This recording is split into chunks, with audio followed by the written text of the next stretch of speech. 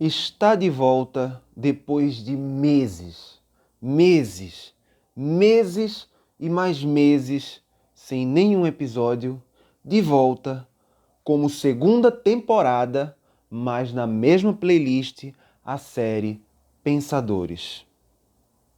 É a segunda temporada porque dessa vez ela será diferente em tudo, a começar diferente pelo formato e pelo estilo de ser apresentada, pelo formato do canal, que é mais ou menos como nesse card aqui. Aí você vai ver mais ou menos como é o estilo do canal. Carlos, você vai deixar de ser irônico? Não. Não. Eu não... Bexiguenta. Eu não deixarei de ser irônico de jeito nenhum. Mas poderei ser um pouco mais sutil na ironia. É aula sobre Kant? Porque hoje a série está falando aí, eu vi no título, enfim, sobre Kant. Não é aula. Afinal, eu sou apenas um estudante de filosofia. Sou do mundo das letras. Eu fiz letras, escrevi livro. Portanto, não me sinto na autoridade de dizer que vou dar aula sobre Kant. Embora eu goste de Kant, estou estudando Kant e achando interessante, está dentro do meu campo acadêmico, mas vou falar sobre ele. Ele vai ser o balizador do programa de hoje. Porque o Filosofia de Tudo, ele é, como sempre foi e sempre será, a margem de qualquer sistema filosófico. Mas antes, se você não conhece o canal, se você não conhece o conteúdo do canal, clica no pitoco da descrição. Clica, porque tem uma tuia de livro, sempre tem uma tuia de livro, clica no like e clica no pitoco de se inscrever. Voltando,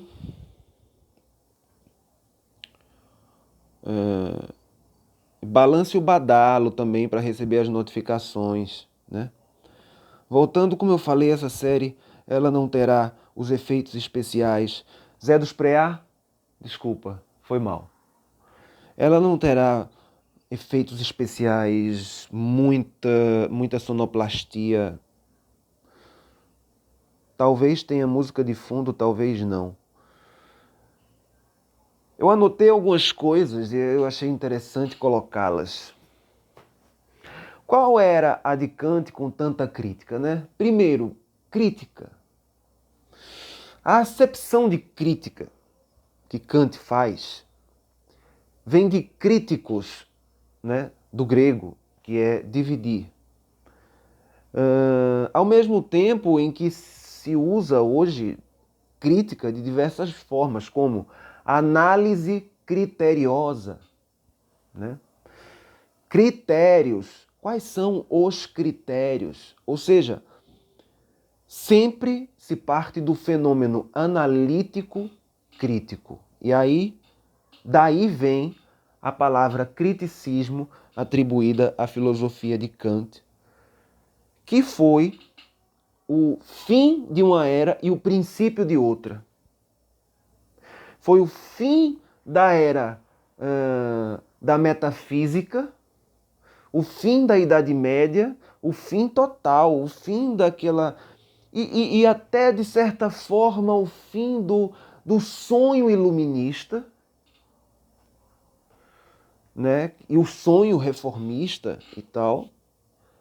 E o princípio do romantismo, que depois eu explicarei, porque eu vou acabar saindo do simples, e eu quero partir aqui do simples. Vamos voltar ao básico, ao simples, a Kant, né? Kant muda o foco do conceito.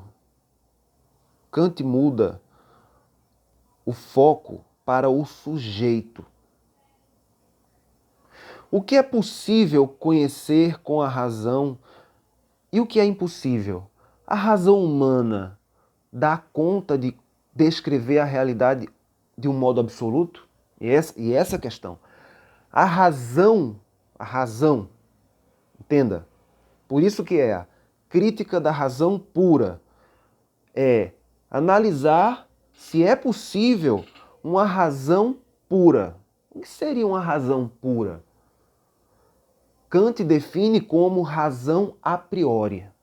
Né? Kant define como razão a priori. Eu vou explicar o que é esse a priori. Mas antes de explicar o que é a priori, eu preciso falar que ele parte de dois conceitos aqui, certo? Que é o conceito de fenômeno e o conceito de númeno. Númeno é aquilo que, por exemplo, temos aqui esse óculos. Você concorda que isso é um óculos? Ele tem todas as características de um óculos, né? Mas o que você vê, na verdade, não é um óculos. Nem, esqueça também que é uma imagem. Faça de conta que você pode pegar o óculos. Faça de conta que você está aqui comigo pegando no óculos. Ainda assim, tocando nesse óculos, pegando, apalpando ele, sentindo o óculos nas suas mãos, na verdade você não está nem vendo nem sentindo o óculos em si. O que você está experienciando é o que os seus sentidos lhe fornecem e o seu cérebro interpreta sobre o que seja um óculos. Ou seja, o que eu vejo está contaminado pela minha interpretação, está afetado pela minha interpretação. Eu não sei como é o óculos em si. Eu só sei a partir do que eu observo e do que eu interpreto como óculos. E antes de eu saber que isso era um óculos, alguém me disse que isso se chamava óculos. Porque se ninguém nunca tivesse me ensinado que isso se chama óculos, eu não saberia o que é isso. Eu pegaria dizendo, o que é isso? Não sei. Então, esse conhecimento, o que conhecemos do óculos, é o fenômeno. É aquilo que não é o númeno. O númeno seria o óculos em si mesmo, não observado por mim, não visto por mim, não visto por ninguém. O óculos numa caixa escura, sem ser observado por nenhum ser humano, nenhum animal, por ninguém. Ele por si só, escondido numa caixa escura. Seria o númeno. O fenômeno é aquilo que se apresenta aos nossos sentidos. Isso é o fenômeno. O óculos, portanto, eu conheço como fenômeno, mas eu não conheço o númeno. Eu não conheço o que ele é em si. Eu conheço só o que a razão interpreta sobre o que ele seja. Ou seja, o fenômeno. O fenômeno é o conhecimento a posteriori, que é diferente do conhecimento a priori. Daí, razão a priori e razão a posteriori. Eu tinha falado sobre a questão da razão a priori, né? A razão a priori seria algo que eu conhecesse sem a necessidade de que aquilo tenha passado pelos meus sentidos. É aquilo que eu conheço a priori. Essa é a razão a priori. E aí ele analisou se isso era possível. E eu não vou explicar, claro, num vídeo resumido sobre Kant. Eu não vou pegar a obra Crítica da Razão Pura. São 800 páginas. Eu tenho aqui no celular, aqui nesse. Aliás, nesse também, né? Porque está na mesma rede. Aí eu baixo aqui. Eu tenho ele e-book, vou colocar aqui abaixo. Mas eu não creio que você deva começar, se você não conhece Kant, se não conhece filosofia, enfim, já começar pela Crítica da Razão Pura. Comece com alguma coisa junto, sabe? Não porque seja difícil, mas é porque assusta. Assusta pelo termo. E aí parece difícil. Não é difícil, é simples. Eu escrevi aqui, escrevi alguma coisa sobre isso, e aí eu gostaria de usar isso para resumir o como é simples. No fim de 800 páginas de suas especulações cheias de material da física de sua época, o que ele fez muito certo. Porque o que aconteceu? Ele percebeu que a metafísica era um campo de estudo, a metafísica, que é o que vai além da física, que seria o que estuda o que você já aprendeu, o que é númeno, né? Cada um tem uma explicação metafísica subjetiva. Deus era isso, para outros Deus era aquilo, para outros não era Deus, mas era algo que ia além da física, é uma energia. Para outros era, enfim, cada um tinha uma explicação. Enquanto a física não. A física era precisa e sempre chegava a demonstrações empíricas. O que a física falava, ela experimentava e ela demonstrava com experimentos. Então ele parou e pensou e disse, tem alguma coisa de errado aí com essa parada. A metafísica tem algum problema. Porque um metafísico diz uma coisa, outro metafísico diz outra, enquanto todos os físicos são unânimes em dizer uma determinada verdade. O que depois começaríamos a perceber que não é bem assim. A física não é tão unificada quanto Kant pensava. Mas ele tinha razão à sua época. À sua época ele tinha razão.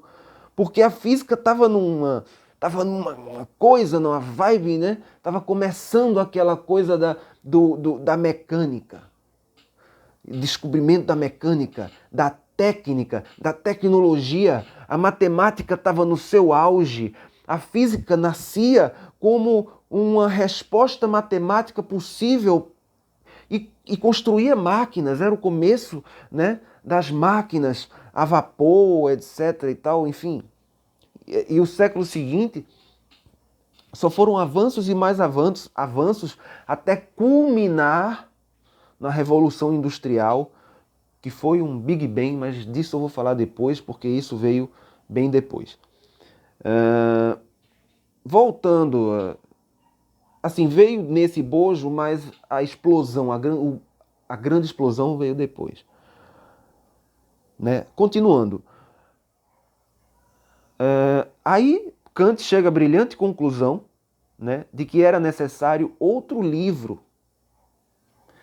Porque assim, ele estava tratando aí de uma coisa muito abstrata, o número.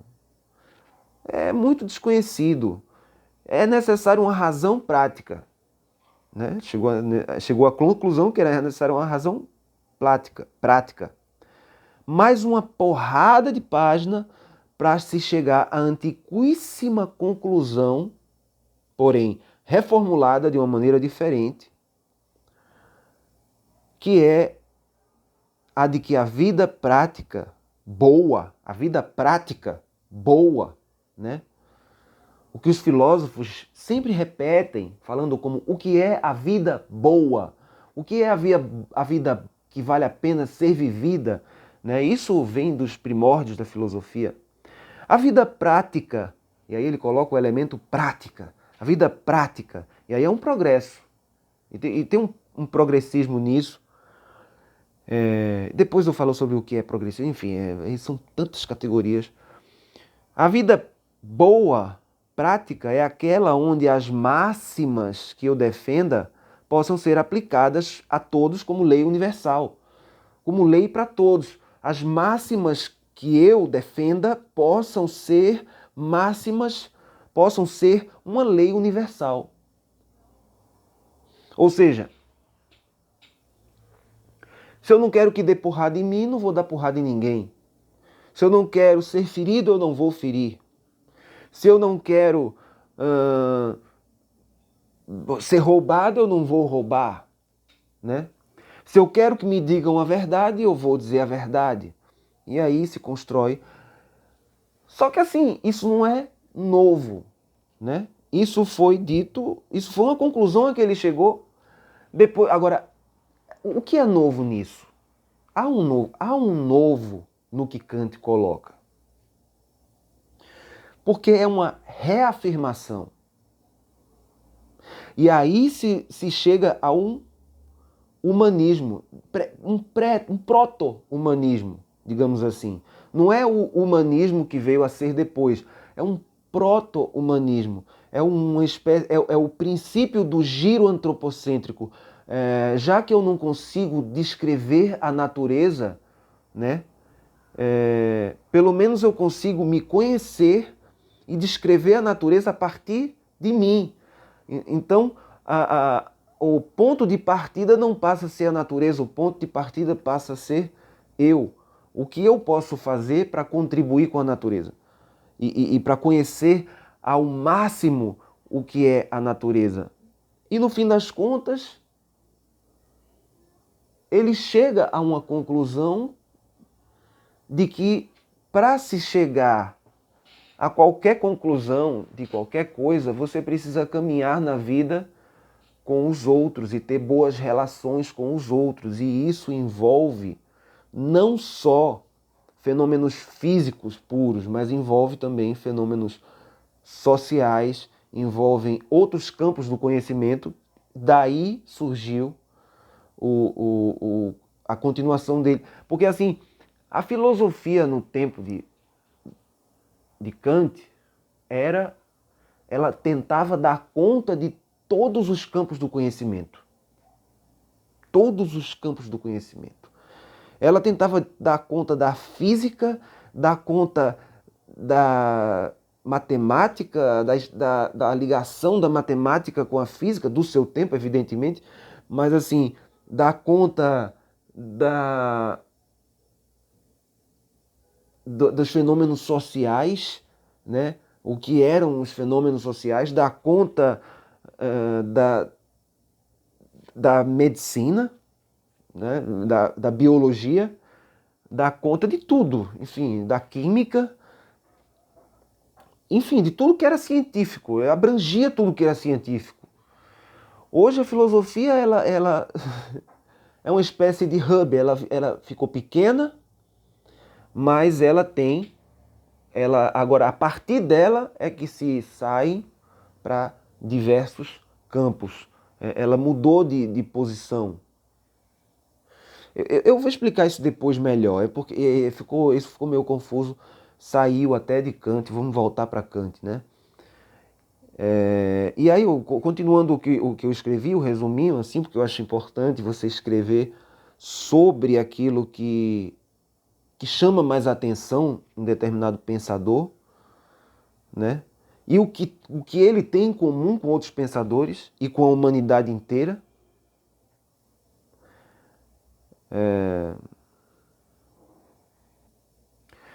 Aí, enfim, ele chegou a essa conclusão, né? Na sua crítica da razão prática. E aí, depois disso, ele vai e cria a crítica da faculdade de julgar, né? E aí aí você tem a razão como juízo. Por isso foi possível, além porque assim, a razão a priori não pode ser manifesta. Ele colocou exemplos de razão a priori, eu até achei interessante colocar isso, é muito interessante. Ele colocou exemplos, se coloca, enfim, no meio acadêmico, se coloca muito exemplos de razão a priori, como por exemplo, a lei universal da gravidade universal. Só que isso está de acordo com a física do tempo de Kant. Por isso que podia ser considerado como uma razão a priori. Hoje não pode ser considerado como uma razão a priori. Primeiro, porque eu falo muito num físico chamado Carlo Rovelli, que ele explica essa questão do espaço-tempo de uma maneira assim sintética, com uma maestria fantástica, que não mata nenhuma metafísica. Você pode, porque assim, ele não mata a metafísica, ele não mata Deus, se você crê que é uma metafísica, ou você crê que é um Deus racional metafísico, ou você crê num Deus que é movimento eterno, ou enfim, ele não mata nada disso, e ao mesmo tempo ele mata o tempo. Ele só mata uma coisa, o tempo. Literalmente, ele diz, o tempo não existe. Mas para você chegar a essa conclusão, eu acho que é importante que você leia a obra. Eu vou falar sobre ela depois em outro vídeo, vou falar sobre essa obra, mas hoje não dá para falar. É muito complexo.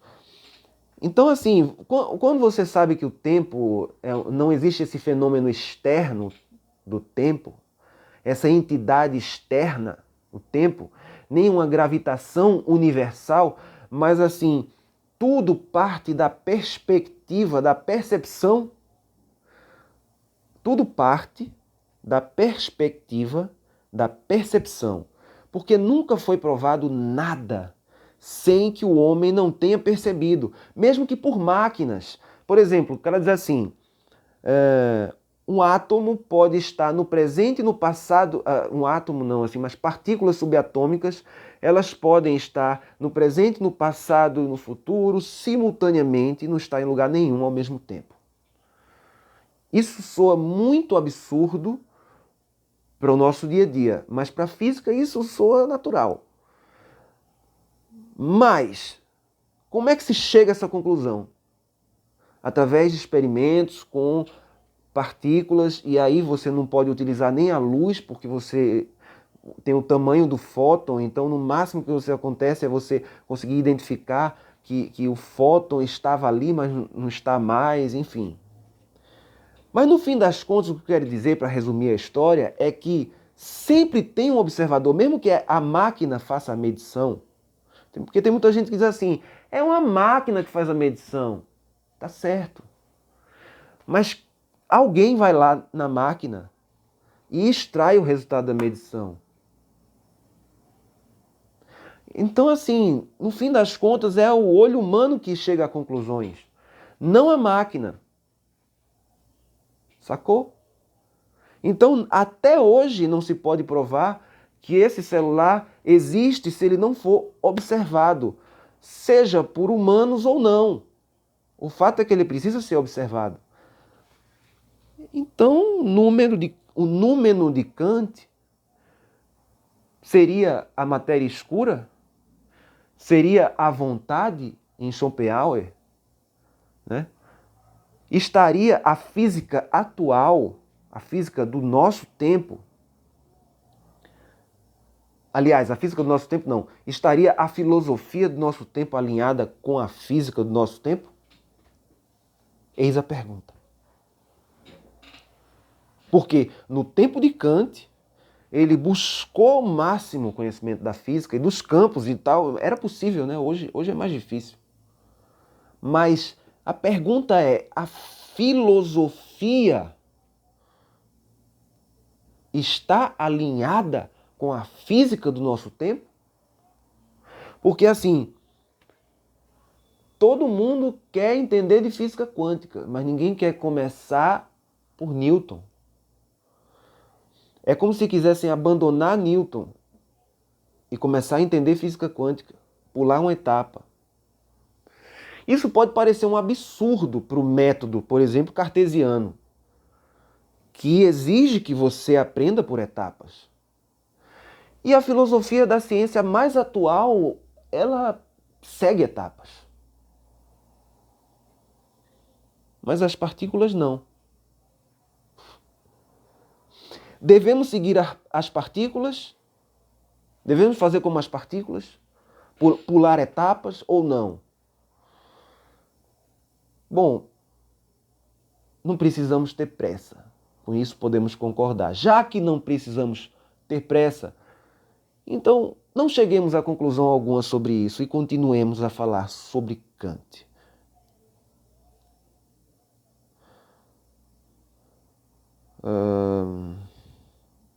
Schopenhauer gostava de Kant, mas tinha ranço de Hegel. Kierkegaard, Nietzsche e outros também tinham ranço de Hegel. Por que será? Eis a pergunta, por que será? Cada um, lógico, limitado ao seu tempo. Nietzsche, por exemplo, perdeu-se num eterno retorno, num eterno retorno, porque você tinha sempre um fluxo eterno de movimento. E isso não é dissonante com a filosofia oriental, que é um eterno movimento e assim, lida bem com essa ideia. Agora, um eterno retorno é que é o problema. Porque esse movimento eterno não pode sempre criar algo novo. Esse eterno movimento pode criar algo novo se ele admitir o infinito.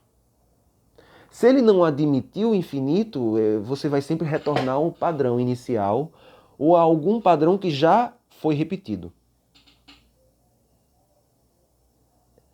Eis a questão.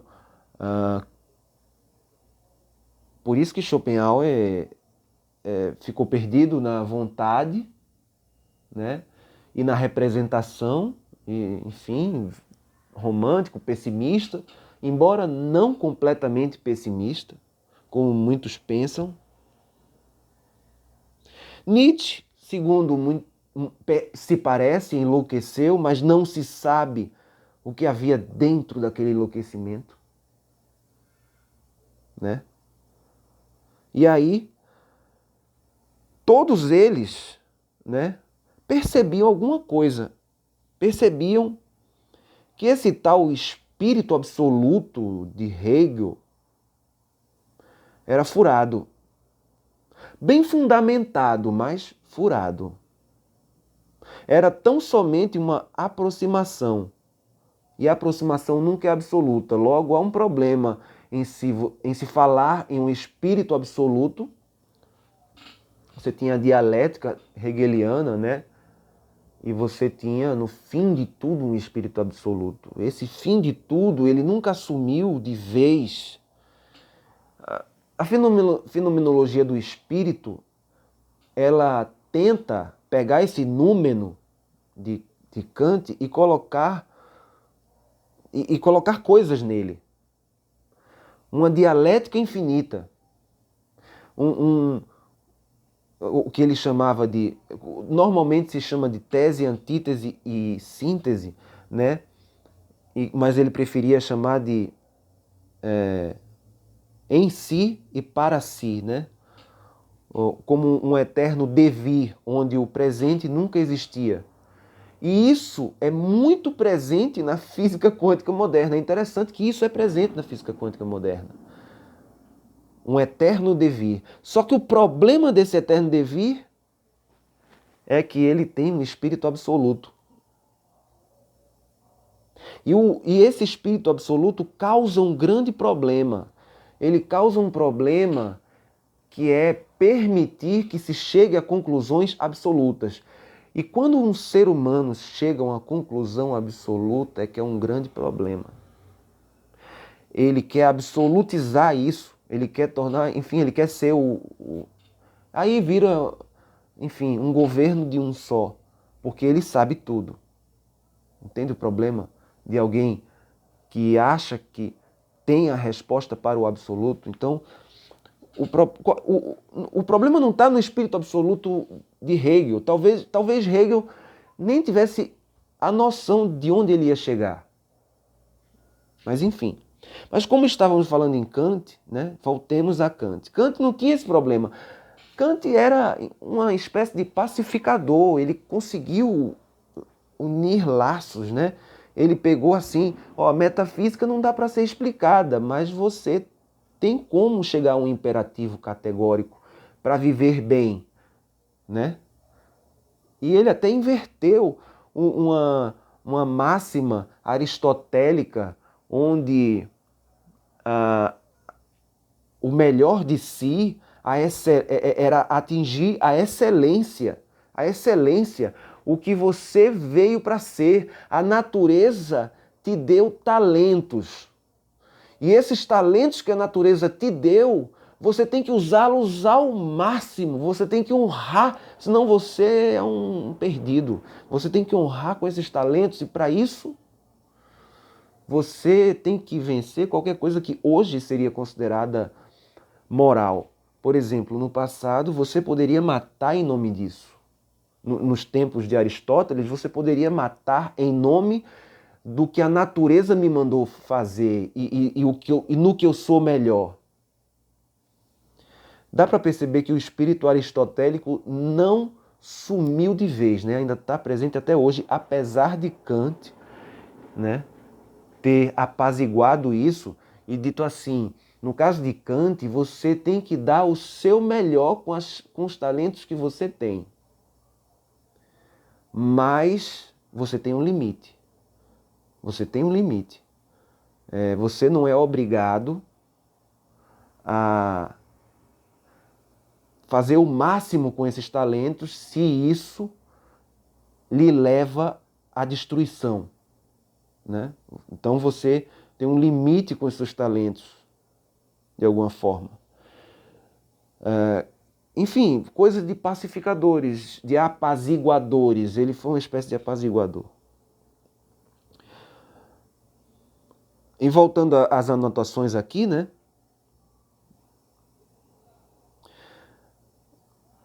Era, enfim, aproximação, né? Era uma aproximação. A aproximação não se chega ao infinito. Então Hegel não sabia do problema que ia chegar, né?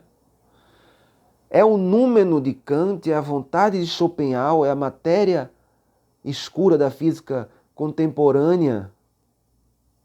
Um Deus qualquer que não preenche, que preenche um buraco? Seria esse o ser? Né? O ser seria tão somente, o númeno seria tão somente, a matéria escura, o númeno, a vontade, seja lá o que for, não seria somente um tapa-buraco para o nosso vazio existencial? Bom, eu coloquei aqui uma coisinha. Com certeza não é o Deus desconhecido de Nietzsche. Nem um Deus desconhecido qualquer. Não é. Porque o Deus desconhecido ele tem uma particularidade, que é ser desconhecido. Então não é. Não é o Deus desconhecido. Não estamos tratando... Quando a gente fala de númeno, quando a gente fala tanto de fenomenologia do espírito, quer dizer quer dizer que o espírito não é um número, ou seja, não é surpresa. O espírito se manifesta em totalidade. Ou seja, somos capazes de ver luz infravermelha e ultravioleta. Não, Hegel. Eu não estou vendo nem luz infravermelha, nem luz infravermelha, embora tudo está passando por aqui. Então, Hegel, você não está com a razão. Nesse caso, não. Embora seja dono da razão, enfim. Ou, pelo menos, muito defensor da razão. E ainda tem que dizer e fazer... e ainda tem quem queira, né, fazer da filosofia algo quase inalcançável, né? Doutores em filosofia dizem assim, que a filosofia é para todos, mas nem todos são para a filosofia. A psicologia é para todos, mas nem todos são para a psicologia. A física é para todos, mas nem todos são para a física.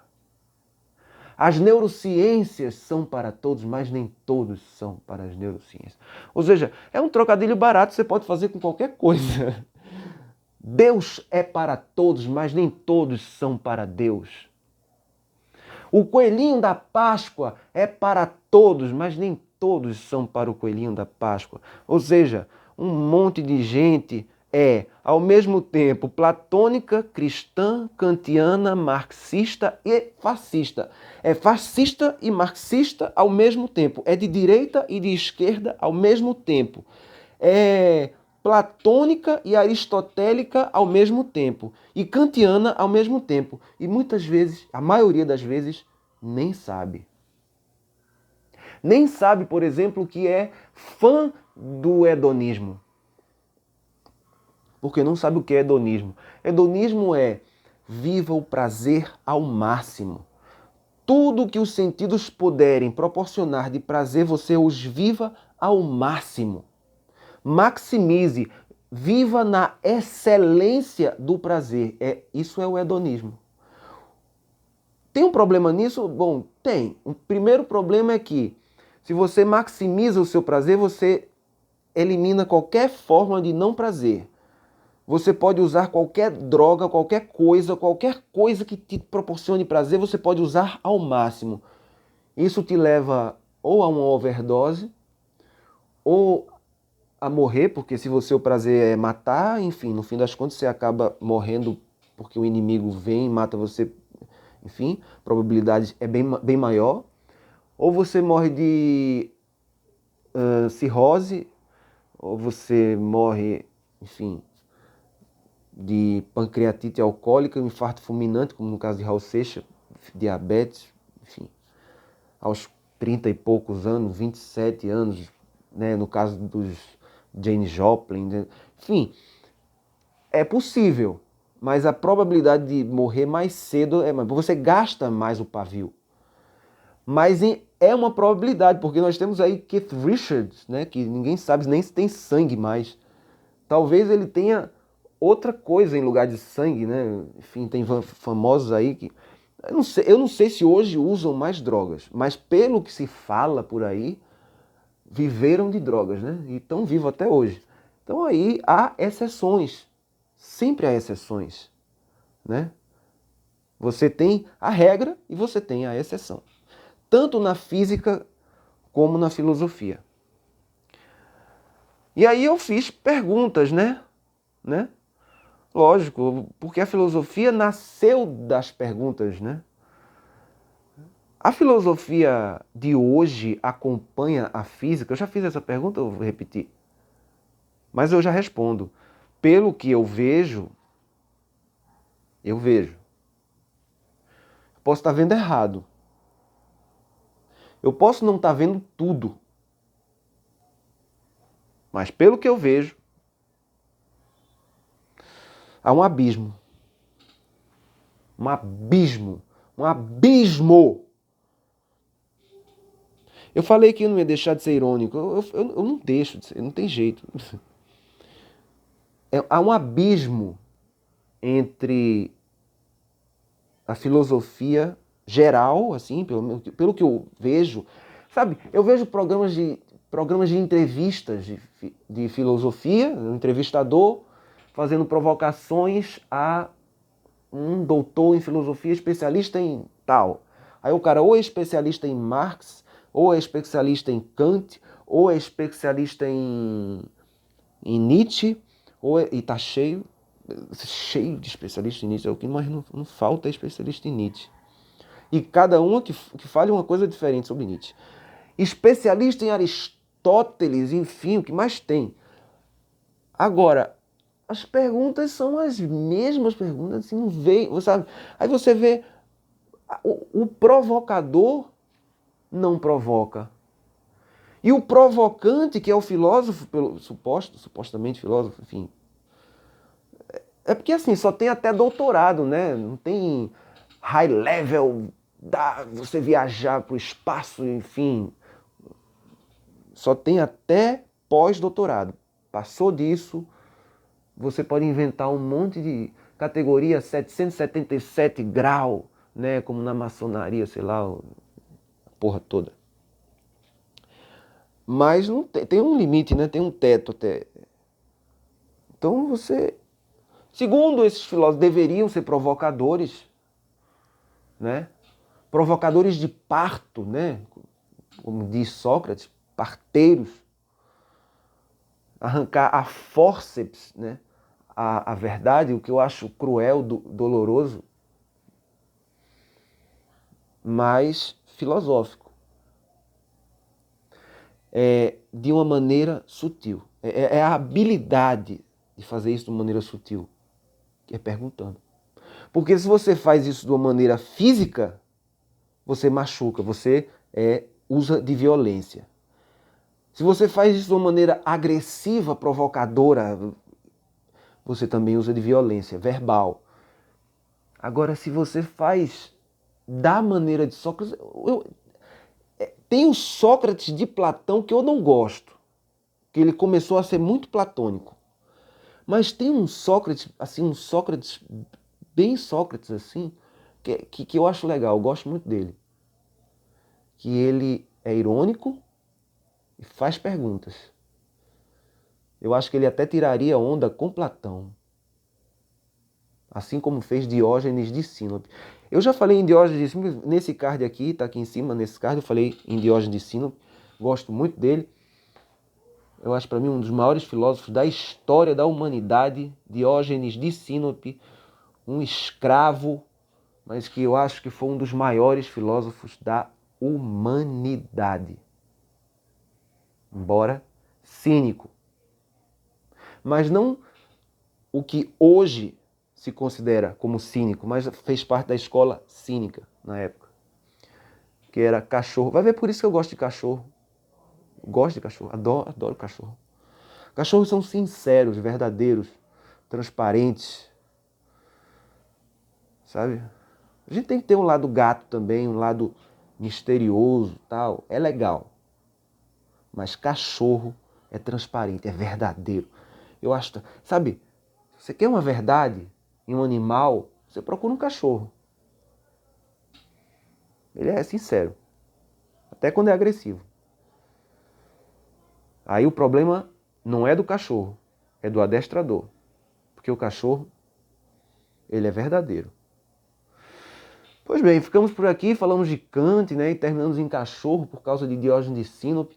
Você vê que de Kant a gente passeou por Diógenes de Sinope. Aqui no canal é assim. Aqui no canal você nunca vai me encontrar falando de um filósofo me prendendo a ele. Eu não consigo me prender a um filósofo. Eu pego o Kant e aí vou passeando. Passei até por Carlo Rovelli, né? Vou colocar no link abaixo. Sempre tem uma tuia de livro aqui no link abaixo. E se pareceu aula, eu acho que não. Eu não sei. Espero que não tenha parecido, porque eu não estou muito afim de ensinar. Eu estou afim de falar sobre. Eu quero que seja um papo. Inclusive, se você tiver alguma dúvida, diz assim, porra, não entendi nada desse negócio. Escreva sua dúvida. Escreva mesmo. Porque às vezes até parece que eu posso não me fazer compreender. E aí eu acho interessante que haja uma participação de quem não se fez compreender. E Kant você lê Kant é foda, porque eu tenho que preparar um pouco você para certas expressões que são muito frequentes na filosofia. Por isso que às vezes é necessário usar dessas terminologias que parecem complexas, mas são muito simples. Você vai ver o macete do xadrez e vai ver como é mais simples do que... Não precisa nem ler as 800 páginas da crítica. Não precisa não. Quem acha que precisa, problema não precisa. Eu acho que não precisa ler tudo, não. Pega o mais interessante, dá uma resumida, vai na razão prática logo, pula para a crítica do juízo e já pega a física quântica, leia 7 breves lições de física, tá aqui embaixo, pequenininho, tá aqui embaixo o link. É um livro pequeno, 65 páginas, e você pode comprar de uma maneira interessante de ler. Você compra a versão e-book e o audiolivro. Aí você bota para ouvir e lê.